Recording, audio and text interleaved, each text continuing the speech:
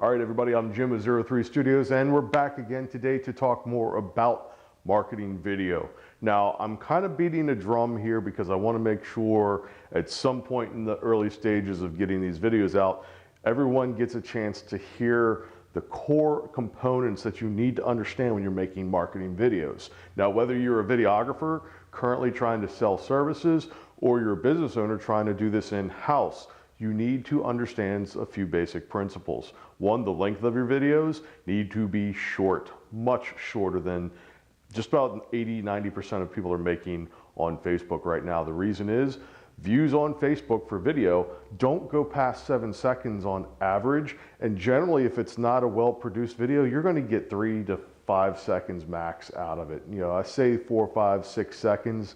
That seems to be the average that I see when I take over a client's account and look at their past video view rates. Now, all of this hinges on the Facebook pixel. If you don't know what that is, I will be making a video on that in the very near future. But the Facebook pixel is how we track user interactions with your Facebook page and your website. This is extremely important because what we want to be able to do is set up an event that lets us know these videos have been watched, or these videos have been watched, or this action has been taken. Now, the Facebook Business Manager, which again we'll go over when we talk about the pixel video in the very beginning stages, because you have to set up Business Manager, which I'm amazed at how many times I take over a client's social media account, Facebook account, and they don't have this set up. You need this. Boosting a post does not get your business moving in the direction you need to go.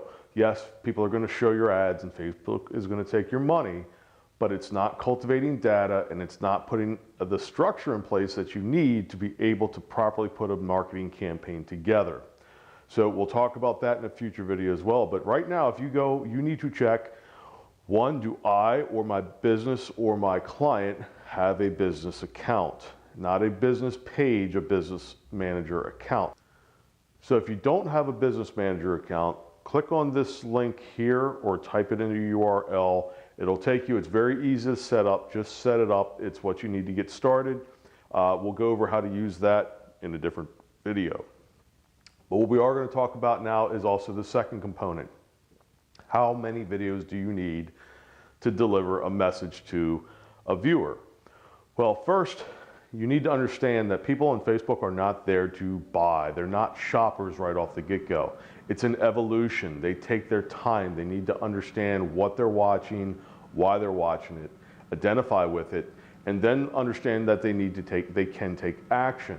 Too often business owners put the action part all the way up in the front end, and next thing you know, a user, a viewer that could be a potential buyer sees it, and they're like, ad. And they scroll right through it. That's the reason we want to have 15-second videos, to keep it short, keep it sweet, so that way if they watch half of that video, they're still getting enough information. And the first half of that information, if you go back to how to make winning Facebook videos, we've got a part 1, 2, and 3 series, I talk about that. They can identify with that, and we don't chase them off. So when we, through our Facebook Manager and Pixel, can deliver second and third videos that are, once again, short videos, they start to become more immersed in our brand, our culture, our community. We're not selling them. We're introducing them to who we are and what we do in a way that identifies with that user. It's very, very much more entertainment, not sales, okay? Now, the next evolution is what I call level 2 viewers. Those viewers have seen a series of our 15-second videos. They've been exposed to our brand enough, and by watching multiple videos past a certain point, which is now called through play with Facebook, when they reach that through play threshold, that's when we can categorize them as from cold to warm. And a warm level 2 viewer is open to learn a little more information. They're going to see our next ad, which is going to be a 30-second ad, and that ad is going to have more information in it. Once again, it is not a sales video. Technically, we are selling, but we're doing it in a process through a sequence of videos, not all in one video. So this level 2 viewer is going to watch more likely watch this second series of videos that are 30 seconds longer, the same type of content, the same type of message, but with just a little more information at each edit. Once again, those Facebook parts 1, 2, and 3 winning videos, they're going to talk you through those edits. But those edits are designed to slowly bring that person into our community, into our ecosystem. Once they've watched that series of videos, which should be at least 2, I think 3 is better, we can take that viewer, once again, through Business Manager and through Facebook Pixel, and retarget them again to show them the third series of videos, which is our sales videos. That sale, at that point, that viewer has seen our content 3, 4, 5 times. They've shown that they're interested just by giving more time to each video, because throughput on 15-second videos is smaller than less of a commitment than throughput on the second series, or through play on the second series of videos. So they've shown the ability to commit more time to watching our content, which means they're absorbing the information and they're somewhat interested in learning more. That third video, or level 3 video, is going to send them a direct sales ad.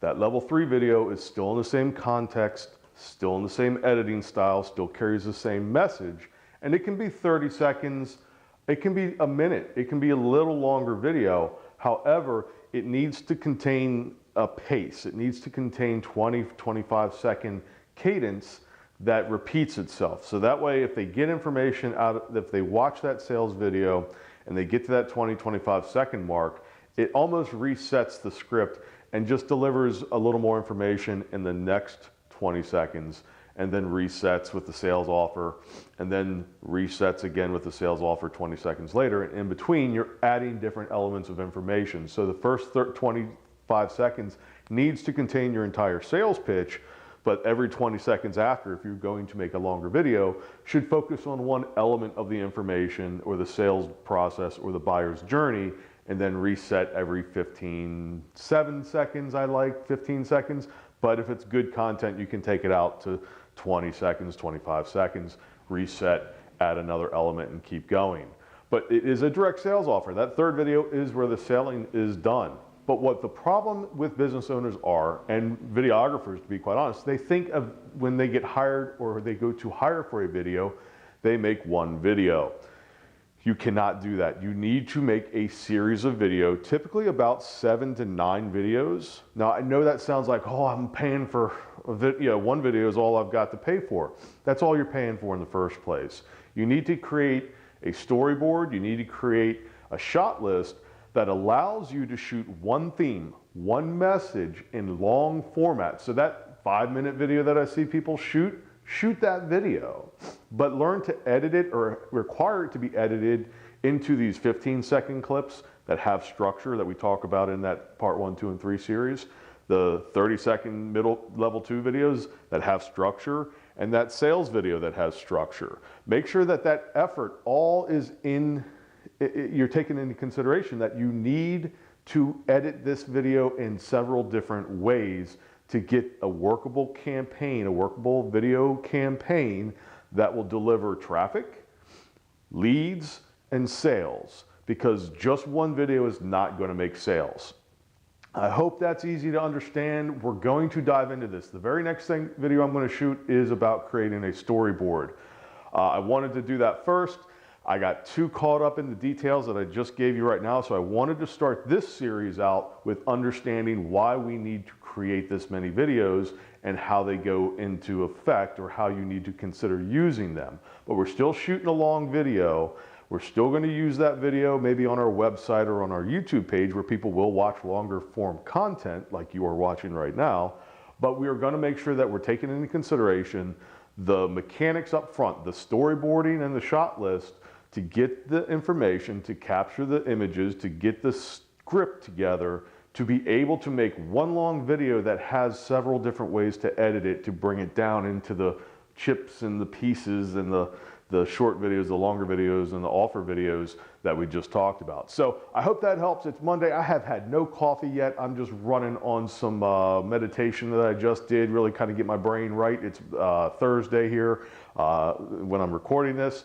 I'm running out of gas through the week already, so I wanted to start my day off with something positive before I start putting caffeine and kind of ramp myself up. But as you can see, I already have plenty of things bouncing around in this brain that I have, or what's left of it anyway. So I hope you enjoyed this. Do me a favor, hit the subscribe button, hit the little bell so you don't miss a notification that I've put a new video up. Be ready. This is part 1 of what might be a 5-part series where we're actually going to shoot a video. It starts with understanding why we're going to go about it this way, which we just did. The next video is going to be about storyboarding, and then it's going to be about scripting, or getting our shot list, I should say. And then the next video is going to be about putting that into action. So we're going to look at doing this a couple ways. I might just shoot this on an iPhone. I keep talking about how anyone can do this. You don't need the fancy equipment. I think I'm going to go and prove that. I'm going to shoot this entire video, this marketing video, on an iPhone. Right now, I'm trying to find one of my clients or maybe a volunteer that'll let me do this to be able to make it public. A lot of times my clients don't want to share what I'm doing with them, so I understand that. So I might just find my favorite coffee shop and see if I can do a little promo for them, just to kind of, give me something that I can do and give them something in return. So follow along. Like I said, like, subscribe, comment. If you have any questions, I'll be happy to reply. I want to be able to be here for you guys. I do these videos to help business owners understand their marketing efforts better so they can either execute them better themselves, or they can understand what to expect as results from a company that they hire to come in and do this. This video is extremely important to you, Mr. Business Owner. This is going to help you understand whether your video guy understands how to do this, and if you need to hire a marketing company, not replace your video guy. If you're happy with your videographer, keep him. But he has to understand he needs to take direction either from you or from a company that knows how to execute the content that you're having him create. That's it. Have a great day. The week's almost over. Look for one more video before this week is out, and I will talk to you guys soon. Thank you. I do need that cup of coffee, though. I think I just gave it all away.